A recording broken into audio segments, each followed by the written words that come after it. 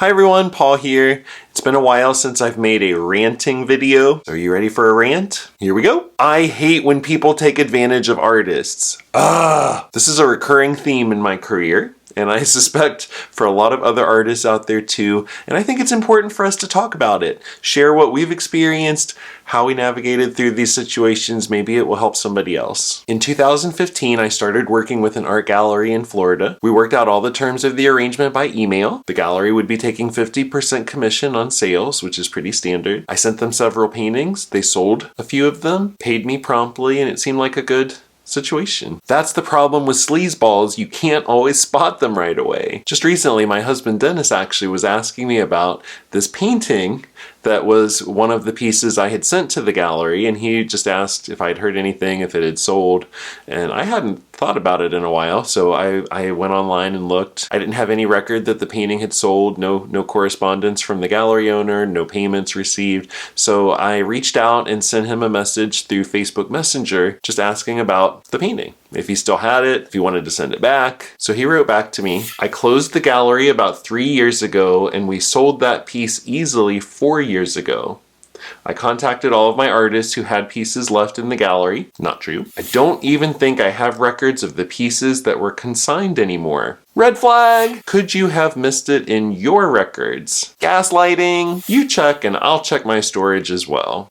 So we had a few more exchanges. I told him that I had no record of the painting selling. After no word for about a week, I wrote again to check in, and he said, "No luck, Paul, it was sold. I don't have any records after several years and that business account was closed.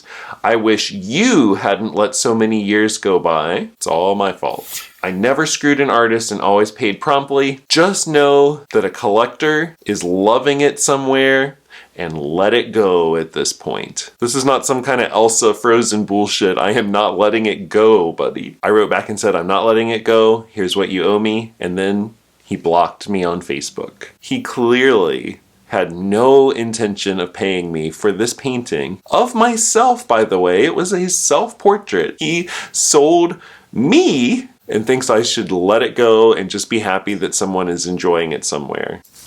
You might be surprised to hear that this is not the first time this has happened in my career. There have been several other incidents like this with shady gallery owners holding payment or refusing to pay me at all. This is a common thing. I hate it for many reasons, but one of the biggest reasons is because it plays right into the insecurities and self-doubts that I know a lot of artists have. It's very hard, and it makes you feel very vulnerable when you put your artwork out there and share it with the world anyway. And to have to assign a dollar value to it, that's not easy for us. So when you have sleazy business people like this man come along and try to take advantage of us, it can be very difficult and intimidating to advocate for yourself. I remember earlier on in my career, my husband had to do a lot of that for me because I just couldn't bring myself to stand up for myself in the way that I should. Now I can. I reached out to my friend Brody, who helps me a lot in these situations. He has so much legal knowledge and connections.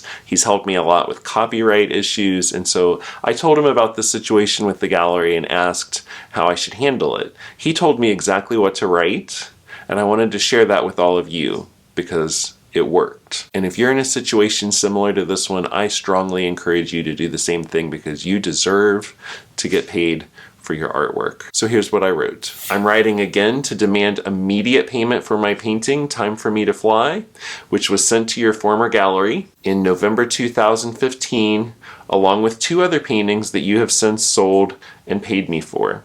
Time for Me to Fly is valued at $3,500, so the 50% commission that we agreed upon via email, which is still outstanding for this piece, is $1,750. It's important that you put in the email message all of the details of the arrangement, as well as letting the person know that you have a paper trail to prove it." So that's why I wrote next. "I have email correspondence outlining the terms of our arrangement, records showing the dates you sold the other 2 paintings and sent payment, and screenshots of our recent Facebook conversation in which you informed me that this painting is being enjoyed by a collector somewhere and I should let it go." Now here's the good part. You have 7 business days, March 1st, 2022, to issue this payment to me via PayPal or Zelle, or I will register a formal complaint with the Wilton Manors Police Department, the Broward County Sheriff's Office, and the state attorney's office for Broward County for the felony theft of my painting. And it's important to write felony because if your painting is valued above a certain value, and it can vary per state, that would be considered a felony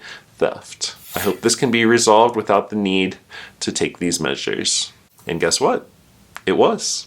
Just for fun, you want to hear what he wrote back? Because he wasn't very happy with me at this point. He wrote, Paul, I don't appreciate your tone and threats. I have responded to your emails instead of simply ignoring you.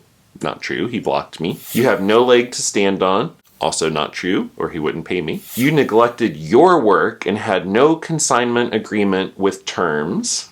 Is that really the job of the artist or the gallery owner?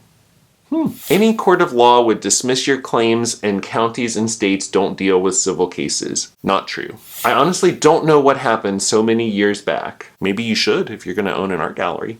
You were the delinquent one, and for some reason you are trying to put the blame on me. Shame on you.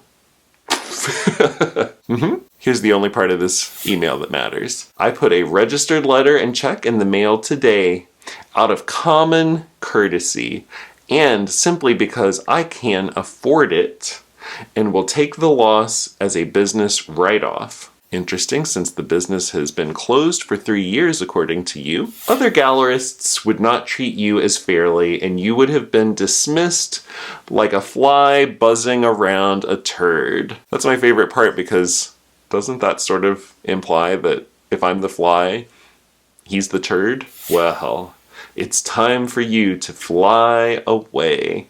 Goodbye, Paul. Goodbye, shady gallery owner. I got what I wanted out of the situation, and you should too. If this happens to you, please feel free to use my email to this asshole as a template, copy it word for word, change the names of the, county and state and all that. This works. This threat of reporting the paintings as stolen has worked every time that I've been in this situation. And I want to empower you to advocate for yourself always as an artist. Your work has value, your time has value. If you can take anything at all from my situation and my experience here, please know that what you create is always worth fighting for. If you've had a similar experience, I'd love to hear about it in the comments. Let me know how you worked through it. While you're down there, give this video a like and subscribe to my channel because I have a lot more coming up soon. Bye-bye.